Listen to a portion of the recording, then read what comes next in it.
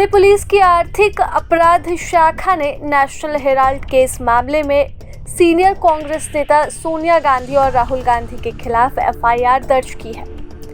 इस एफआईआर में उनके साथ 6 अन्य व्यक्तियों और 3 कंपनियों का भी जिक्र है। इस मामले में आरोप है कि कांग्रेस से जुड़ी कंपनी एसोसिएटेड जर्नल्स लिमिटेड को धोखाधड़ी से अपने कब्जे में लेने के लिए आपराधिक साजिश रची गई। यह एफआईआर 3 अक्टूबर को ईडी की शिकायत पर दर्ज की गई है। ईडी ने जांच रिपोर्ट दिल्ली पुलिस के साथ साझा की थी।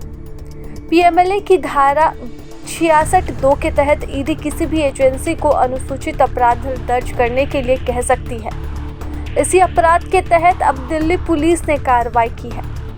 आपको बताते चले कि इस एफआईआर में कौन कौन आरोपी हैं। तो सबसे पहला नाम सोनिया गांधी का है। इसके बाद राहुल गांधी इसमें दूसरे आरोपी हैं। तीसरे नंबर पर सैम पित्रोदा हैं, जो कि इंडियन ओवरसीज कांग्रेस प्रमुख हैं। तो वहीं इसके अलावा एफआईआर में 3 अन्य व्यक्तियों का भी जिक्र है।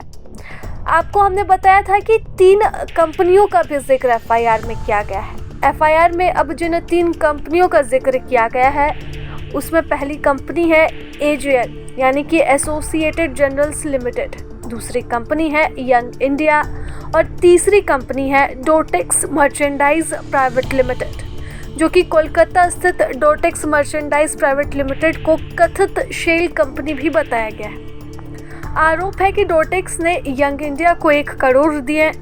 इस लेन देन की मदद से यंग इंडिया ने कांग्रेस को 50 लाख देकर करीब 2000 करोड़ की संपत्ति वाली एजेएल पर नियंत्रण पा लिया। आपको बता दें कि राउज एवेन्यू कोर्ट ने शनिवार को नेशनल हेराल्ड मनी लॉन्ड्रिंग मामले में ईडी की चार्जशीट पर संज्ञान लेने का फैसला फिर टाल दिया। विशेष न्यायाधीश ने यह आदेश 16 दिसंबर को सुनाने की बात कही है। ईडी ने इस केस में पीएमएलए के तहत सोनिया गांधी, राहुल गांधी, सैम पित्रोदा, सुमन दुबे और कई अन्य वरिष्ठ कांग्रेस नेताओं को आरोपी बनाया है।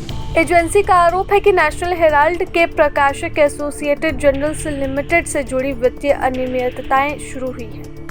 पिछली सुनवाई में ईडी के वकील ने कोर्ट से कहा था कि सभी आरोपी अपना जवाब दाखिल करें, लेकिन आरोपी पक्ष के कुछ वकीलों ने इसका विरोध किया।